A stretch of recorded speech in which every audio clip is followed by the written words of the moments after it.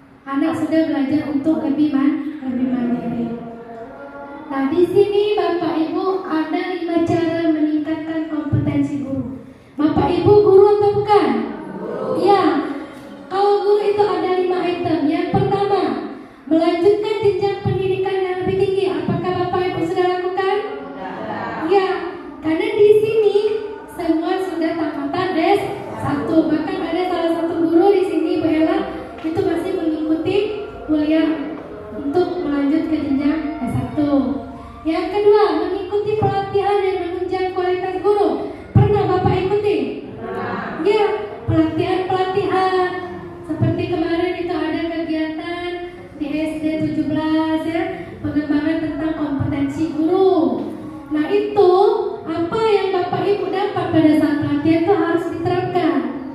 Di mana kita menerapkannya? Pada saat kita mengajar di dalam kelas. Yang ketiga, aktif melakukan penelitian. Pernahkah Bapak Ibu melakukan itu? Pernah. Di saat apa misalnya? Penelitian. Ya, misal seandainya ada siswa kita yang bermasalah ya, kita bisa lihat dulu latar belakangnya seperti apa itu kalau dari bidang siswanya. Kalau bidang pelajaran ya banyak yang perlu kita teliti lagi. Yang selanjutnya, menciptakan budaya organisasi pembelajaran ya. Jadi alangkah lebih baiknya anak-anak itu dibuatkan suatu organisasi atau kelompok belajar ya. Yang selanjutnya, gerakan guru membaca G2M. Itu salah satunya memfungsikan perpustakaan sekolah. Jadi bukan saja siswa yang hadir di dalam perpustakaan sekolah, melainkan guru juga. Itu adalah salah satu cara meningkatkan kompetensi guru. Nah, di sini ada rangkaian program peningkatan kompetensi guru di SD 20 dan Bangiru. Yang pertama, observasi kelas. Sudah itu? Nah, yang kedua, refleksi observasi. Ya, diskusi tindak lanjut. Yang keempat, tindak lanjut atau pelatihan mandiri di PMM. Bapak Ibu sudah semua mengisi PMM? Lanjut lagi, yang terakhir, refleksi tindak lanjut. Ya, jadi di sini observasi kelas akan kita bahas setiap itemnya. Ya, item yang pertama, observasi kelas.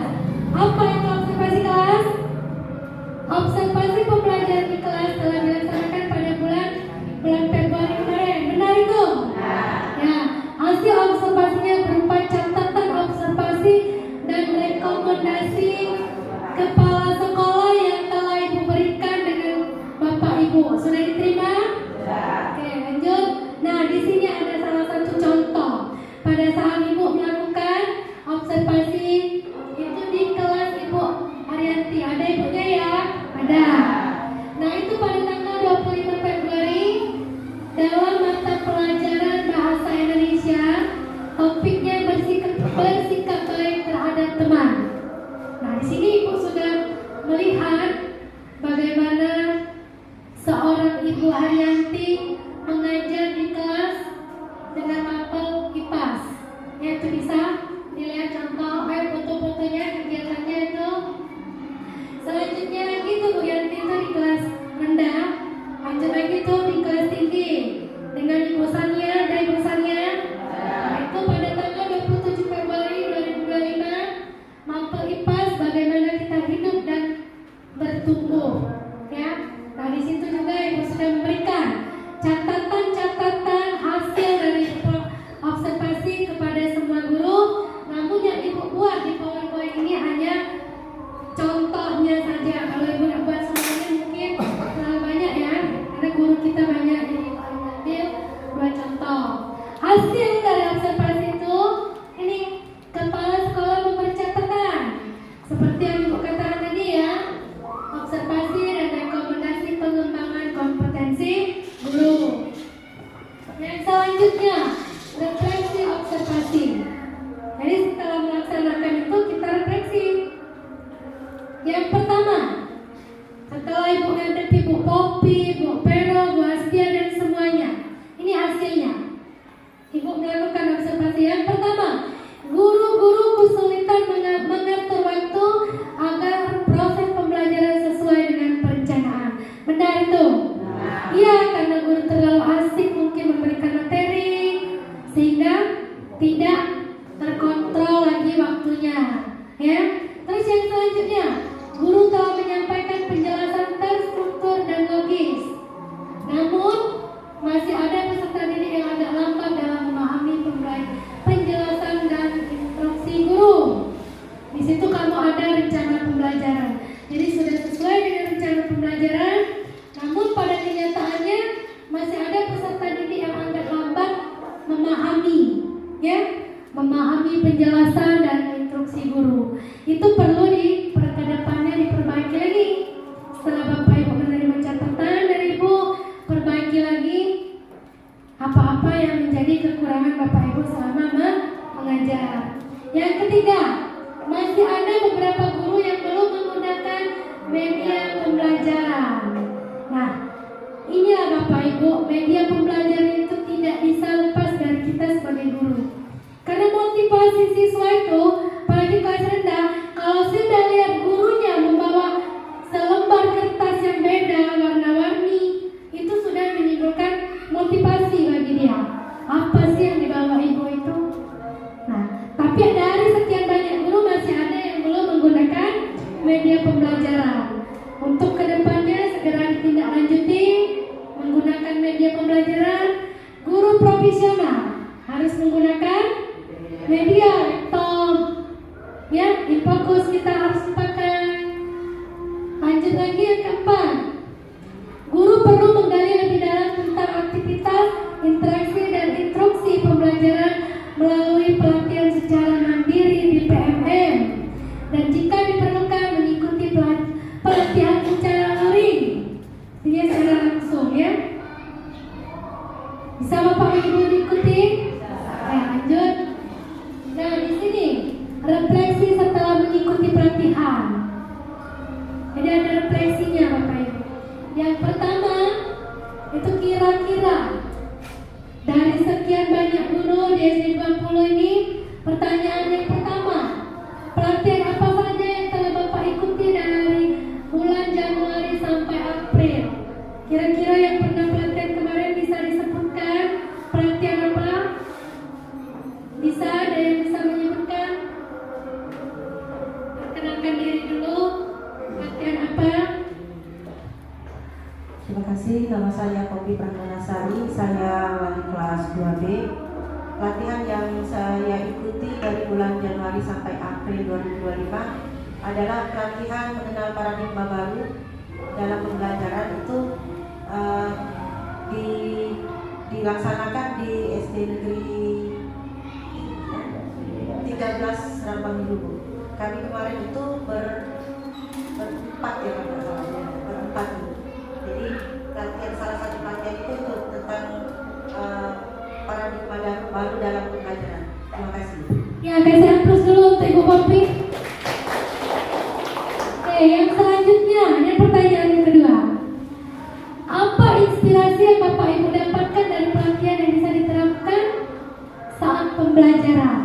Jadi seperti yang Bu Poppy bilang tadi, pernah mengikuti paradigma baru. Kira-kira Bapak Ibu yang tahu apa yang bisa diterapkan atau hasil dari Bapak Ibu mengikuti pelatihan itu, ya silakan. Yang bisa silakan. Kalau Bapak Ibu bisa nanti Ibu kasih hadiah. Ini adalah bentuk wujud inspirasi Bapak Ibu ya. Kalau dengan anak harus seperti itu.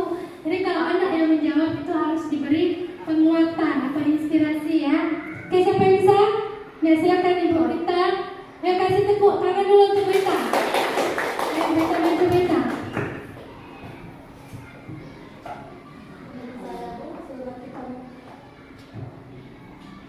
Setelah kita mengikuti pelatihan itu, kita mendapatkan wawasan baru dalam apa, meningkatkan kemampuan siswa.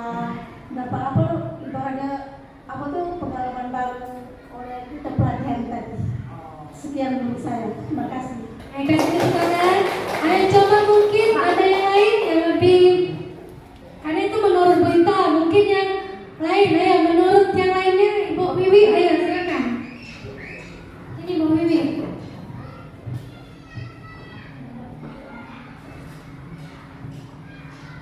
Baiklah, Ibu, terima kasih atas waktu yang diberikan.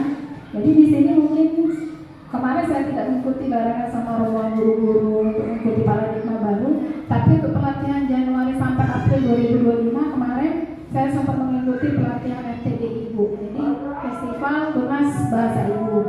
Jadi di sini apa inspirasi yang Bapak Ibu dapatkan dari pelatihan yang bisa diterapkan saat pembelajaran? Jadi di sini saya banyak sekali mendapatkan inspirasi baru, terutama untuk FTDI ini merupakan hal baru bagi saya karena di sini yang diajarkan itu tentang menggunakan bahasa daerah, khususnya bahasa daerah Rambang, di mana yang notabene saya adalah suku Jawa, jadi mungkin di situ inspirasi baru banyak sekali saya dapatkan. Terus kemudian untuk yang pertanyaan ketiga Bu, apa tantangan? Tantangan tadi itu Bu, kalau tantangan yang saya dapatkan karena saya orang Jawa, terus kemudian dituntut untuk bisa berbahasa daerah Rambang Miru, jadi di situ banyak sekali tantangan-tantangan yang saya dapatkan. Terus yang keempat, bagaimana rencana? Jadi untuk mengatasi tantangan itu, saya berencana untuk karena kawan-kawan rekan-rekan sejawat di sini kebanyakan dari orang Rambang Miru, jadi kemungkinan saya akan lebih banyak bertanya kepada rekan guru, sama keluarga, sama suami, mungkin sama keluarga yang lain juga saya akan bertanya untuk lebih mendapatkan pelajaran yang baru. Itu saja Bu, terima kasih. Wassalamualaikum warahmatullahi wabarakatuh. Jadi Bu Wiwi, terima kasih. Jadi benar apa yang dikatakan Bu Wiwi ya sekali. Pasti kita menemukan tantangan ataupun apa-apa yang menjadi motivasi kita kepada kawan-kawan untuk melaksanakan semua yang telah kita dapatkan dari pelatihan-pelatihan yang kita ikuti. Baik, di sini Bu ada sedikit reward untuk Ibu. Nanti ada sudah jawab benar ya. Terima kasih. Terima kasih ya Bu Wiwi. Ya, lanjut. Oke, terima kasih. Berarti selesai. Jadi Bapak Ibu itulah hasil dari Ibu mengobservasi Bapak Ibu selama di dalam kelas, guna kita untuk melaksanakan kegiatan di PMM. Ya, terima kasih kepada Ibu Bapak yang telah hadir di sini, yang sudah mengikuti kegiatan ini. Akhir kalam, wabillahi taufiq wal hidayah. Wassalamualaikum warahmatullahi wabarakatuh.